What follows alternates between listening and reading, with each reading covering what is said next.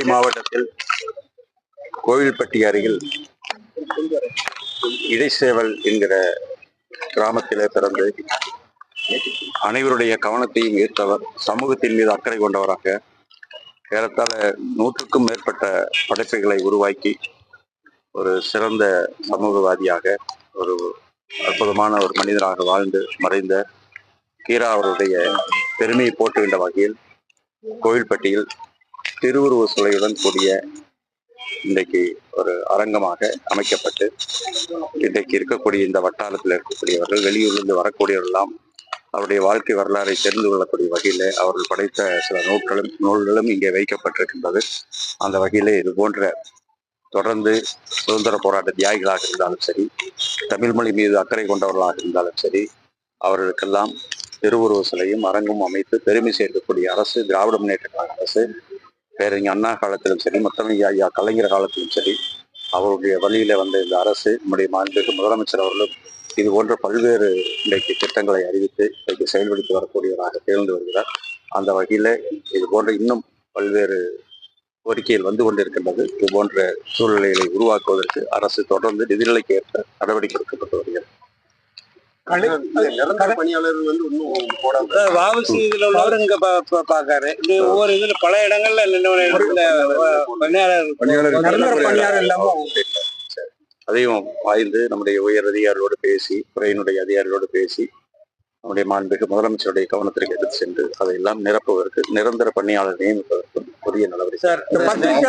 இவங்க பாரதியார் நினைவு நாள் வந்து 11-12 பல்வேறு சந்தேகத்துல ஏதாவது வழக்கமாக 11ஆம் தேதி நாங்க எழுதி வச்சிருக்கோம். அதான் ஒரே நாள் மண்டபத்துல 12 எழுதி வச்சிருக்கோம். பேப்பர் நம்ம காலண்டர்ல 11 அப்படியே ஒரு ஒரே நாளா ஒரு நாள் கண்டிப்பா அதை பத்தி மாவட்ட நிர்வாகம் ஓய்வூதியம் பற்றி இடஒதுக்கீடு வந்து மாவட்ட நிர்வாகம் நிர்வகிட்டே இருக்கு.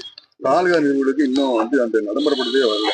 அதுக்கு வந்து என்ன ஓய்வூதிய திட்டங்கள், இடஉதவி விடுத்து மாவட்ட நிர்வாகம் மட்டும் பத்திரிகையாளருக்கு தாலுகா அளவுல வந்து இது வரைக்கும் அதாவது செயல்படுத்தவே இல்லை. நானும் துறையினுடைய செயலாளர்கள், துறையினுடைய இயக்குனர் போன்ற உயர் அதிகாரிகள் மற்றும் கூடுதல் இயக்குனர் எல்லாம் அமர்ந்து அதை பற்றி பேசிக் கொண்டிருக்கின்றோம். உரிய நேரத்தில் அதுக்கான அறிவிப்புகளை மாண்புமிகு முதலமைச்சர் அவர்களுடைய கவனத்துக்கு எடுத்து சென்று அதுக்குரிய முடிவுகள் நிச்சயமாக. சார், கடந்த காலம் விளம்பரங்கள் பேனர்கள் வைக்கணும் உயிர் பலிகள் ஏற்படுது. ஆனா தற்போது இப்ப தமிழகத்தின் முழுவதும் விளம்பர பேனர்கள் அதிகமா வைக்கப்பட்டு கட்டுப்படுத்த ஏற்கனவே நீதிமன்றம் உத்தரவு இருக்கு. ஆனா நடைமுறைப்படுத்த முடியாமல் இருக்கு. இன்றைய அந்த சூழலை பொறுத்தளவு காவல்துறையும் அதே ஒரு உள்ளாட்சி அமைப்பு தான் கண்காணிக்கப்பட்டு வருகிறது. அது உரிய அந்தந்த நிர்வாகத்தின் மூலம் உரிய நடவடிக்கை எடுக்கப்படும்.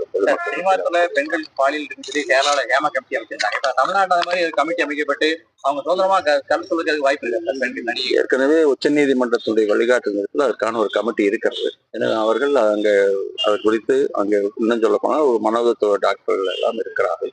அது குறித்து புகார் வருவது யாராக அதுக்கென தனியாக தொலைபேசி எண்கள் வழங்கப்பட்டிருக்கிறது. எந்த நேரத்திலும் அது குறித்து புகார் கொடுத்தால் அது குறித்து உரிய விசாரணை எடுக்கப்பட்டு வருகிறது. அதன் மூலம் நடவடிக்கை எடுக்கப்பட்டு வருகிறது. விசா கமிட்டி இருந்தது. அதே மாதிரி திரைப்பட தயாரிப்பாளர்கள் இவங்களுக்கு நடிகர்களுடைய பிரச்சனை இருக்கு. சில நடிகளோட படங்கள் தடை பண்ணுறாங்க. சம்பள பிரச்சனை இருக்கு. இதே மாதிரி அரசு ஒரு சுகமான முடிவு ஏற்படுத்த அமைப்பு என்ன தடை பண்ணுறது? இப்ப பெரிய இப்ப தனுஷ் ஆகட்டும் சம்பள அவங்களுக்கு எந்த தடை இல்லை. இப்ப சமீபத்துல கூட நடிகர் விஜய் அவர்கள் நடித்த படத்துக்கு அனுமதி கேட்டார்கள். 2 நாள் கேட்டாலும் ஒரு நாள் முறையாக அதுக்கான சிறப்பான காட்சிகள் அங்க ஏற்படுத்துவதற்கு அங்க அனுமதி வழங்கப்பட்டது. கலைஞர் பேனா வைப்பதற்கு பசுமை தீர்ப்பாயம் ஒரு அறிக்கை கொடுத்திருக்கு. என்ன சொல்லு? அதாவது கலைஞருடைய பேனா வைப்பதற்கு தமிழக அரசு ஆய்வு கொடுத்திருக்கு, இது முறையற்றது அப்படின்னு சொல்லி நீதிமன்றம் வந்து பசுமை தீர்ப்பாயம் வந்து அறிக்கை கொடுத்தாங்க. நம்ம விதிமுறையை வைத்து நாம் கேட்கிறோம். அவர்கள் அது குறித்து அனுமதிப்பதும் அனுமதிப்பதும் அதனுடைய அந்தந்த சம்பந்தப்பட்ட நீதிமன்றமாக இருந்தாலும் சரி, பசுமை தீர்ப்பாயமாக இருந்தாலும் சரி, அது அவருடைய முடிவு இறுதியாக உச்ச நீதிமன்றத்தினுடைய முடிவு என்று இருக்கிறது. சட்ட ரீதியாக இது வந்தாலும் அது அணையலாம். அது குறித்து எந்த விதிமுறையும் மீறுவதற்கான வாய்ப்புகளை நம்முடைய மாண்புமிகு முதலமைச்சர் அவர்கள் எடுக்க மாட்டார்கள். விதிமுறைக்கு உட்பட்டுதான் எதுவாக இருந்தாலும்